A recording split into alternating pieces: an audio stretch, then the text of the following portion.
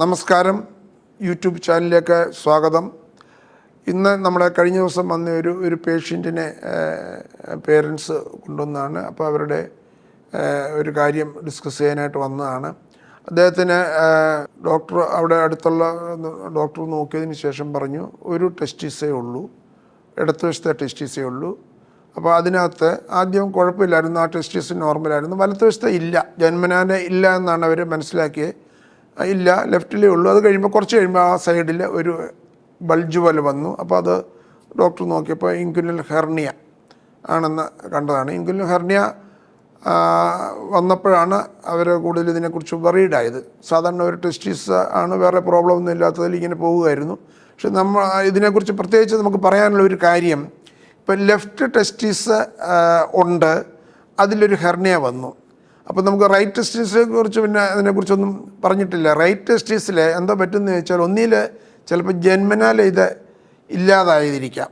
പക്ഷെങ്കിൽ ഈ ഹെർണിയയോട് ഉള്ളത് കൊണ്ട് നമുക്ക് സംശയം എന്താണെന്ന് ചോദിച്ചാൽ, റൈറ്റ് ടെസ്റ്റിസ് ചിലപ്പോൾ താഴെ വന്നിട്ടില്ല, മുകളിൽ വയറിനകത്ത് എവിടെയെങ്കിലും ഇരിക്കുന്നതായിരിക്കും.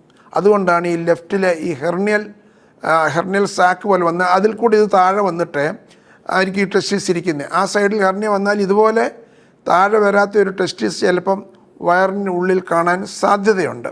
അതിന് കൂടുതലായിട്ടുള്ള ടെസ്റ്റുകളൊക്കെ ചെയ്ത് നോക്കിയിട്ട് റൈറ്റ് സൈഡിലെ ടെസ്റ്റിസ്, ഇപ്പോൾ പ്രായമുള്ള ആൾക്കാരാണെങ്കിലും ആ ടെസ്റ്റിസ് നോക്കിയിട്ട് അതിൻ്റെ പ്രവർത്തനം ഒരു നല്ലതാണ്. ചിലപ്പോൾ തൊട്ട് മുകളിലൊക്കെ ഇരിക്കുകയാണെങ്കിൽ അത് താഴെ കൊണ്ടുവന്ന് വയ്ക്കാൻ പറ്റും, സ്ക്രോട്ടത്തിൽ കൊണ്ട് വയ്ക്കാൻ പറ്റും. ഇല്ല, വയറിനകത്ത് തന്നെയാണ്, അതിനകത്ത് സൈസും കുറവാണ്, അതിനകത്ത് വലിയ പ്രവർത്തനമൊന്നും ഇല്ല എന്ന് കണ്ടു കഴിഞ്ഞാൽ അതെപ്പോഴും റിമൂവ് ചെയ്യുന്നതാണ് എപ്പോഴും നല്ലത്.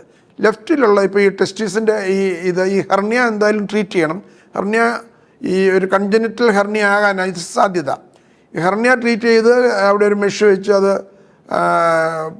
ക്ലോസ് ചെയ്ത് കഴിഞ്ഞാൽ ടെസ്റ്റിസ് വേറെ പ്രോബ്ലം ഒന്നും ഇല്ലെങ്കിൽ ഈ ഒരു ടെസ്റ്റിസ് മാത്രം മതി.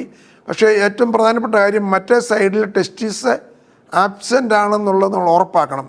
അവിടെ അകത്തിരിക്കുകയും നമ്മൾ മിസ് ചെയ്യാൻ പോയി കഴിഞ്ഞാൽ അതിനകത്ത് എന്തെങ്കിലും ഒരു അസുഖങ്ങളോ വല്ല മുഴകളോ ട്യൂമറോ അല്ലെങ്കിൽ ഈ പറഞ്ഞ പോലെ ടോർഷൻ ടെസ്റ്റിസൊക്കെ ഉണ്ടാകുന്നത് ഒഴിവാക്കാൻ പറ്റും. അത് ടെസ്റ്റ് ചെയ്ത് നോക്കി കുഴപ്പമൊന്നുമില്ല. കൺജനിറ്റലി അത് ആബ്സെൻ്റ് ആണെങ്കിൽ മാത്രം ഈ ഹെർണിയ ഓപ്പറേഷൻ ചെയ്ത് കഴിഞ്ഞാൽ ഇത് കംപ്ലീറ്റ് ശാശ്വത പരിഹാരമാണ്. നന്ദി.